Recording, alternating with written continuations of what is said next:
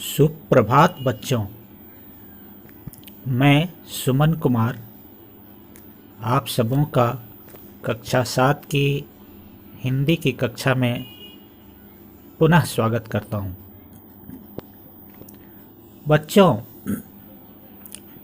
पिछली कक्षा में हमने क्या पढ़ा था?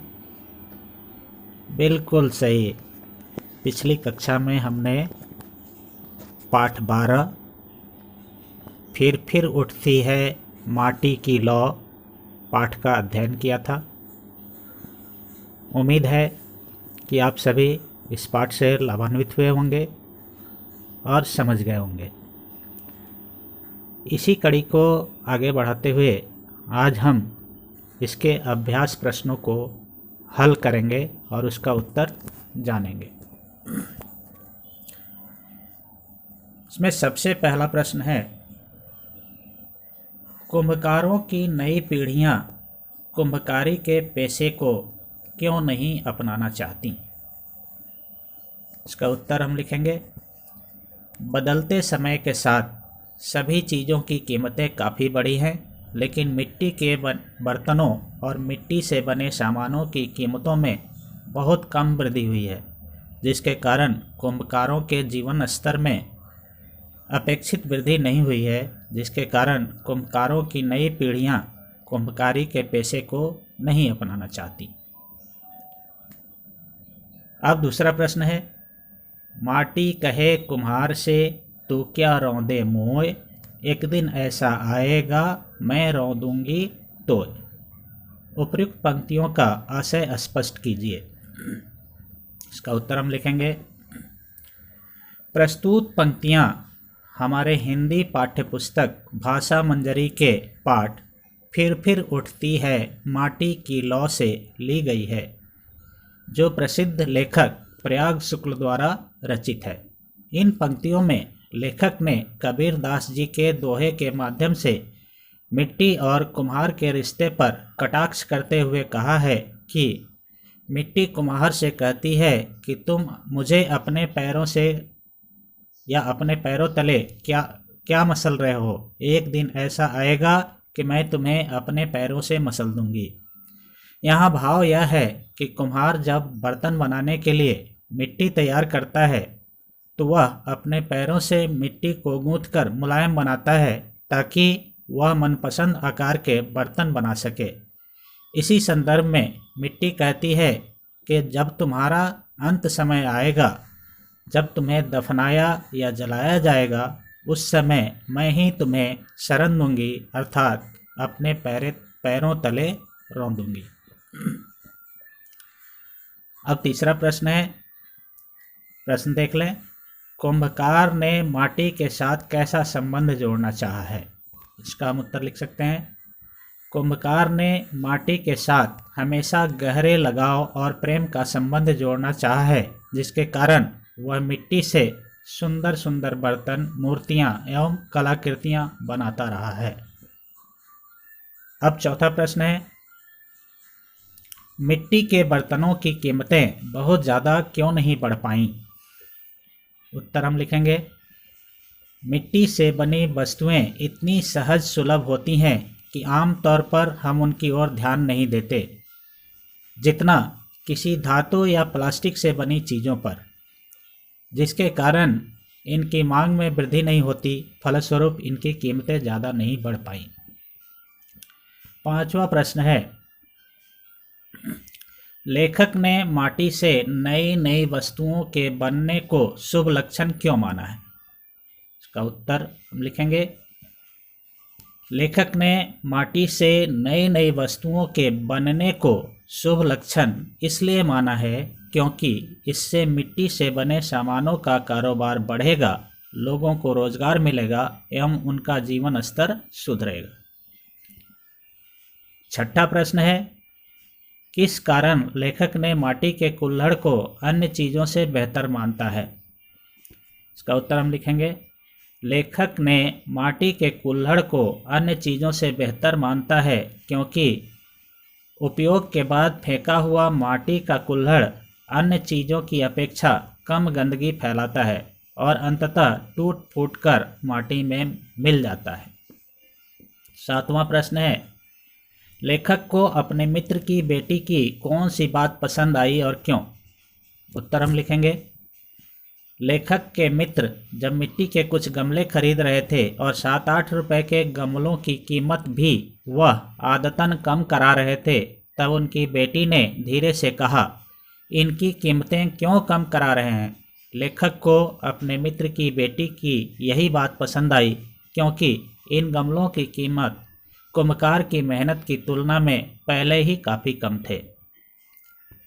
8वां और अंतिम प्रश्न है, पर्यावरण के दृष्टिकोण से कुल्हड़ और प्लास्टिक के गिलासों के प्रयोग में कौन सा उपयुक्त है? तर्क दीजिए। इसका उत्तर हम लिखेंगे, पर्यावरण के दृष्टिकोण से कुल्हड़ का प्रयोग अधिक उपयुक्त है क्योंकि माटी का कुल्हड़ टूट फूट कर माटी में मिल जाता है और पर्यावरण को कोई नुकसान नहीं पहुंचाता, जबकि प्लास्टिक के गिलास पर्यावरण के लिए बहुत ही नुकसानदेह हैं क्योंकि इन्हें सड़ने गलने में हजारों साल लग जाते हैं एवं जहां यह मिट्टी में दबता है वहां की मिट्टी विषैली एवं अनुपजाऊ हो जाती है। अब है दूसरी कड़ी, इसमें है पाठ से आगे। पाठ से आगे का मतलब कि इसमें आप अपनी कल्पना शक्ति का प्रयोग करते हुए अपने विचारों को रख सकते हैं। इसमें पहला प्रश्न है, मिट्टी के दियों में हमारी संस्कृति सुरक्षित है, इस विषय पर कक्षा में चर्चा कीजिए। इस विषय पर हम चर्चा करेंगे जब हमारी कक्षाएं खुलेंगी। फिलहाल आप इसका उत्तर अपने तरीके से भी लिख सकते हैं, लेकिन मैं जिस तरीके से लिखना चाहूँगा वो ये होगा, मिट्टी के दियों में हमारी संस्कृति सुरक्षित है क्योंकि माटी का दिया तो सदियों से हमारे घरों में जलता ही रहा है और आज भी जलता है। इसे जलाना पवित्र माना जाता है, जिसके कारण पर्व त्योहारों एवं पूजा पाठ में नित्य दिन इसका प्रयोग होता है। खासकर दिवाली के समय तो हर जगह दियों की रोशनी झिलमिल करती हैं और सारा वातावरण इस रोशनी से जगमगा उठता है।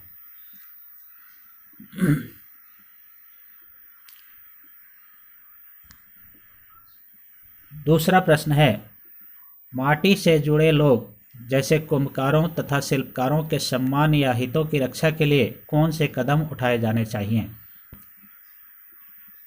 इसका उत्तर हम लिख सकते हैं, माटी से जुड़े लोग जैसे कुम्भकारों तथा शिल्पकारों के सम्मान या हितों की रक्षा के लिए निम्नलिखित कदम उठाए जा सकते हैं। मतलब पहला, कुम्भकारों तथा शिल्पकारों द्वारा निर्मित वस्तुओं की कीमतें उनके मेहनत के अनुरूप मिलनी चाहिए। दूसरा हम लिखते हैं ख नंबर में, सरकार को इनके कला के प्रोत्साहन एवं रक्षा हेतु इन्हें आर्थिक मदद दी जानी चाहिए। तीसरा नंबर ग, हमें अधिक से अधिक इनके द्वारा निर्मित वस्तुओं का उपयोग करना चाहिए। घ में हम लिख सकते हैं चौथा नंबर में, इन्हें खरीदते समय ज़्यादा मोल भाव नहीं करना चाहिए। पांचवा च, इनके द्वारा निर्मित कलाकृतियों के विक्रय हेतु बाजार की व्यवस्था होनी चाहिए।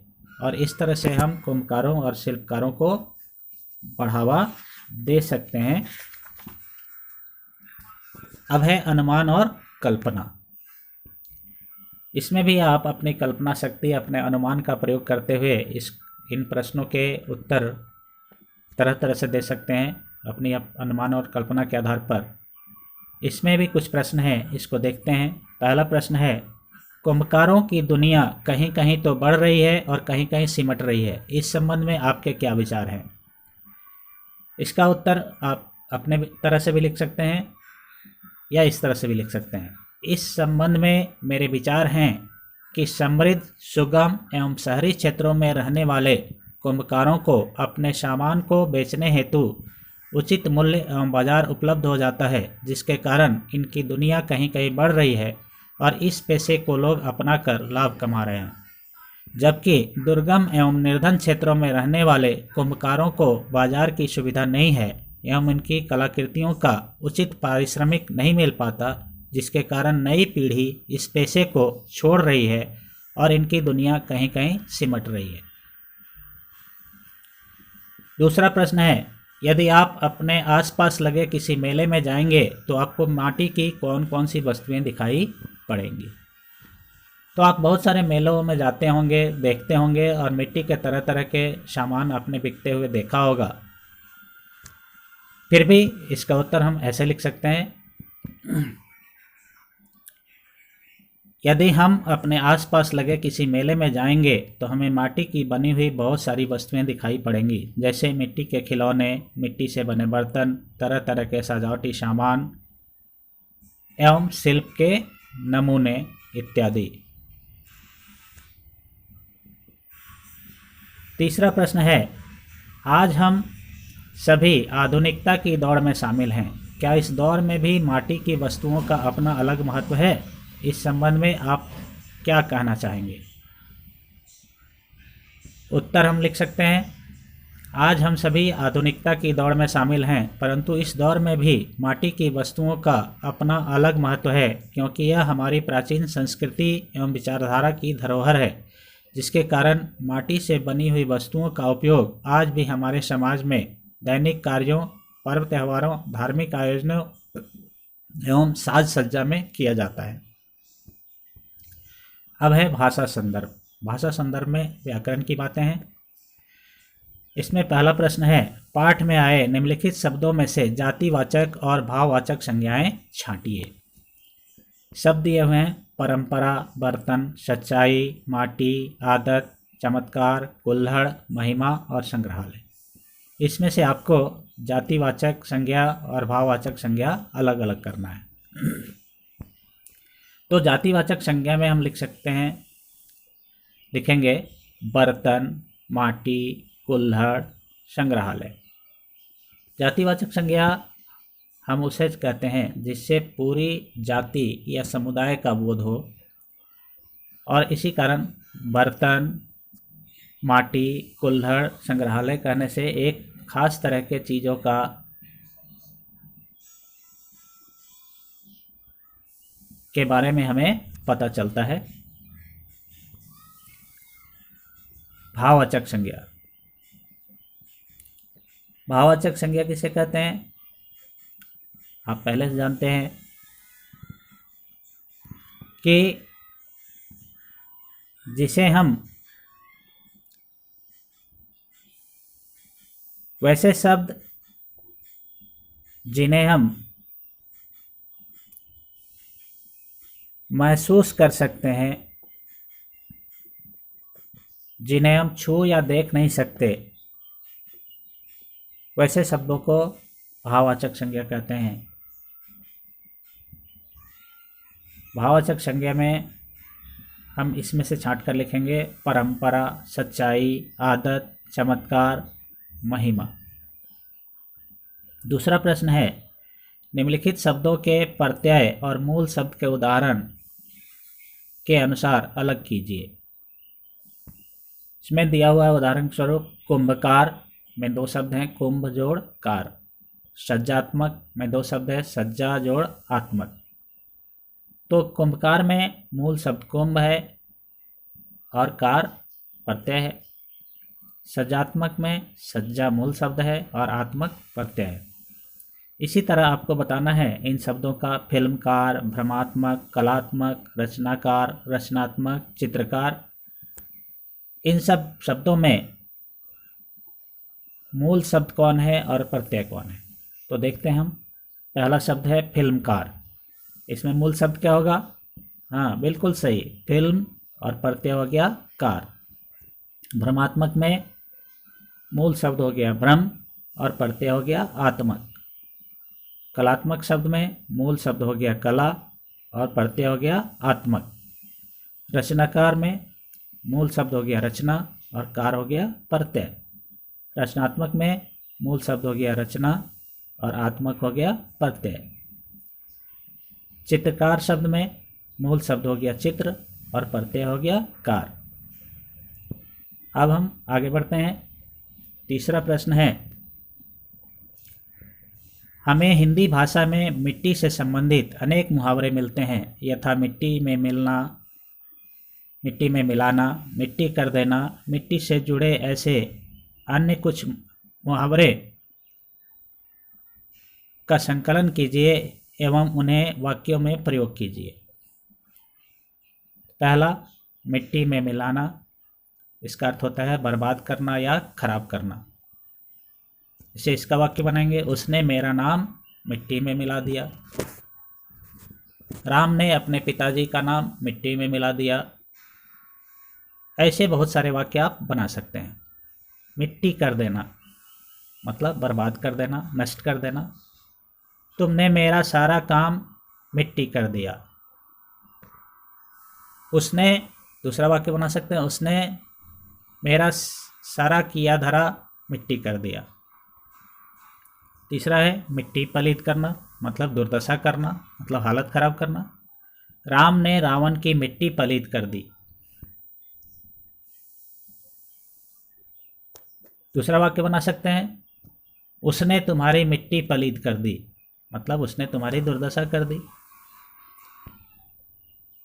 मिट्टी से जुड़ा एक और मुहावरा है, मिट्टी के मोल बिकना मतलब बहुत सस्ता होना। इसका वाक्य बना सकते हैं, किसानों के अनाज उनके मेहनत के मुकाबले मिट्टी के मोल बिकते हैं। इसी तरह दूसरा उदाहरण हम दे सकते हैं, कलाकारों की कृतियाँ उनके मेहनत के मुकाबले मिट्टी के मोल बिकते हैं या मिट्टी के भाव बिकते हैं। अगला है मिट्टी में मिल जाना मतलब नष्ट होना। एक निश्चित समय के बाद हर चीज़ मिट्टी में मिल जाती है। दूसरा वाक्य बना सकते हैं,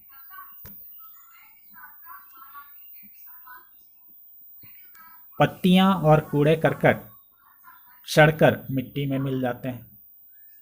इस तरह से हमारा ये पाठ का अभ्यास प्रश्नोत्तर समाप्त हुआ। अगली कक्षा में हम फिर मिलेंगे, तब तक के लिए धन्यवाद।